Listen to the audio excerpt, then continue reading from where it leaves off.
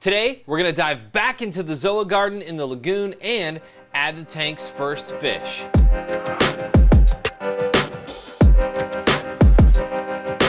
What is up, coral people? If you are new here, first of all, welcome. Second of all, my name is Remy, and this is the Bahama Llama Coral YouTube channel. If at any point you are liking what you're seeing, go ahead and swim on over to those little buttons below, like, subscribe, and hit the bell notification so you are notified whenever I upload new content. You'll just be sitting there on a random night watching This Is Us or binging Netflix or something, and then BAM!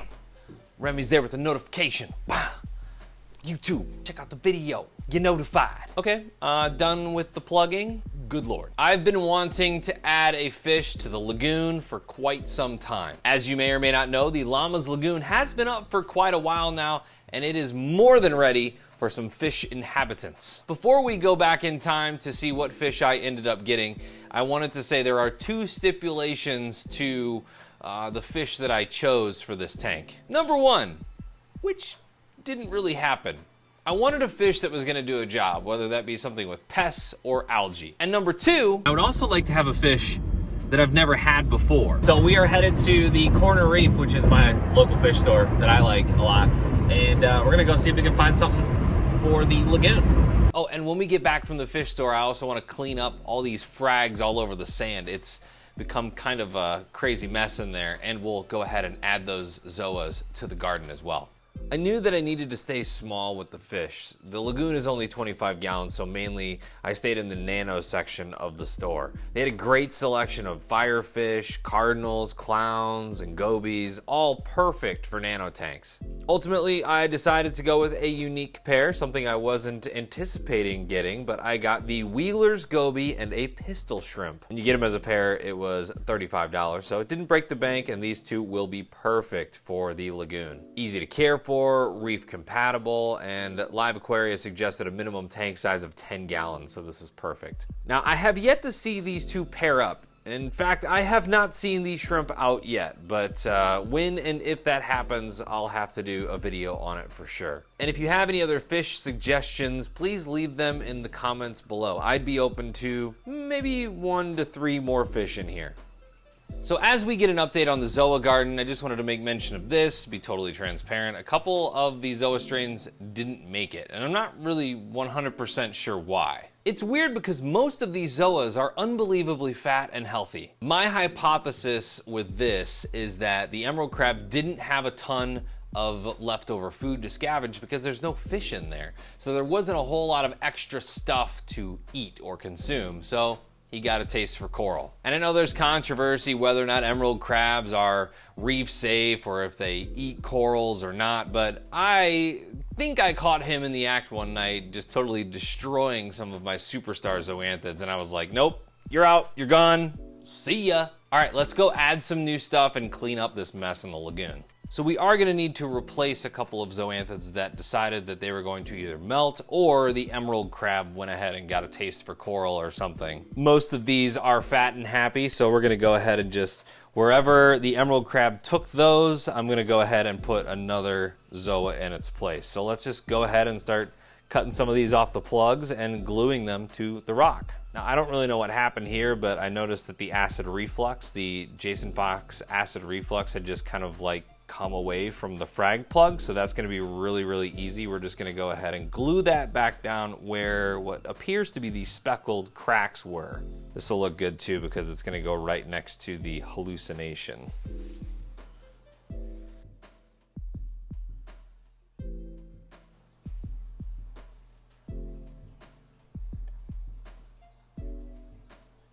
And that one's good. Now these are some big polyps on this one. This is the this is white zombie, and this is the money shots or the jubilees. So I think something down here in this little crater would be good. You know what I think I'm gonna do? Would it be fun to do smaller ZOA? Maybe the awesome blossoms. Let's see how easy these come off.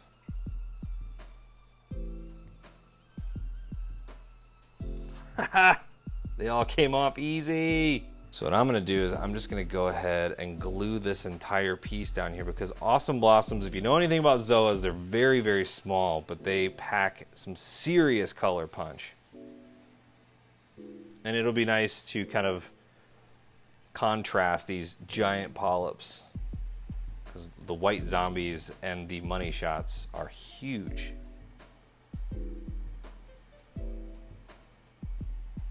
I'm excited to see that one grow out. Now the other three that we have in here are some sonic flares.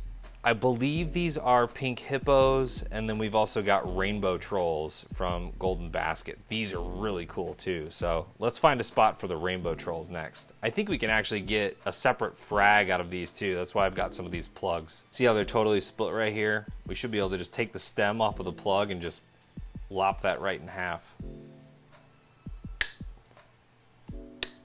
So we'll go ahead and take this cluster, put them on a frag plug, and we'll take this cluster and put it in the Zoa garden.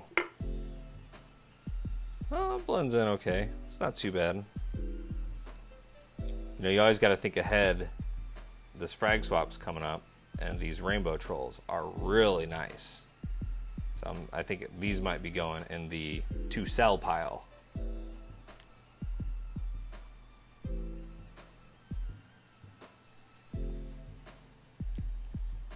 All right, we have one more frag to put on a rock, and it's these sonic flares. So let's go ahead, and I'm gonna go ahead and put these over on the large polyp rock right here. These tend to be pretty fast growers for me too, so it'll be good to put them on the fast growing rock.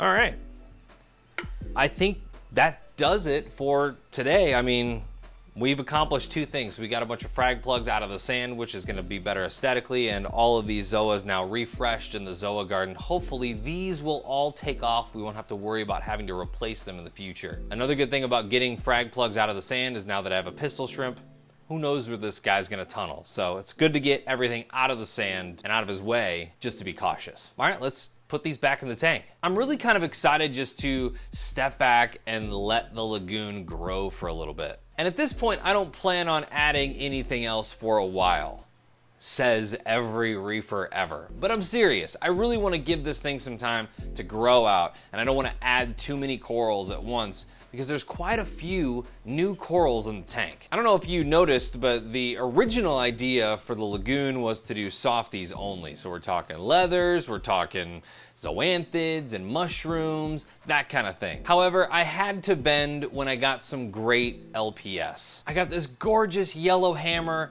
from my buddy Tyler, who you may know as inland_reef on Instagram. Of course, the torch from Ocean State Aquatics is doing amazingly well in this tank. It is flourishing, it's so big. And recently I also got this really unique Lord colony. It's unlike anything I've ever seen before. It's pretty unique. It's not the brightest thing in the world, but it's got like a whitish, yellowish rim and then a pink center. It looks orange on camera, but honestly, this deep pink is super cool. Now, if you've got a couple tanks, redundancy is key. This is a Weeping Willow frag, so if you can check out when I actually fragged my Weeping Willow leather coral, which I'm so glad is coming back now. You gotta check out the mother colony. You can see those tiny little polyps that are coming in around the rim.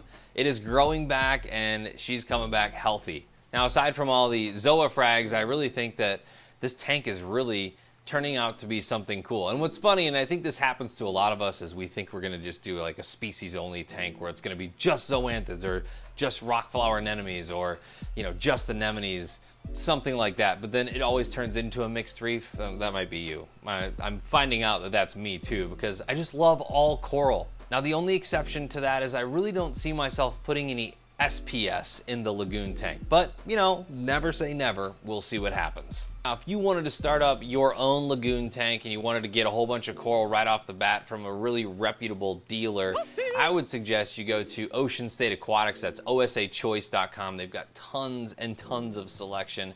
If you haven't checked out their new frag farm videos that they have on the YouTube page, or even the amazing selection that they have at osachoice.com, Scott Crow and the crew are awesome. And they sent me a whole bunch of coral. You can see that video up above. And OSA is a great partner of this channel, and I really, really appreciate the support. If you want to see updates on this lagoon tank, because we're going to continue doing updates on that, go ahead and like, subscribe, and hit the bell notification so you know when I upload new content surrounding the lagoon tank. Now, we've got a frag swap coming up in March. So March 7th is going to be my first frag swap that I'm participating in. We have to get to parts 2 and 3 of the frag swap series, and those are coming up. The next one we're going to be talking about acquiring all the equipment, and the next one after that is going to be the actual show. I'm so pumped for this and so nervous at the same time.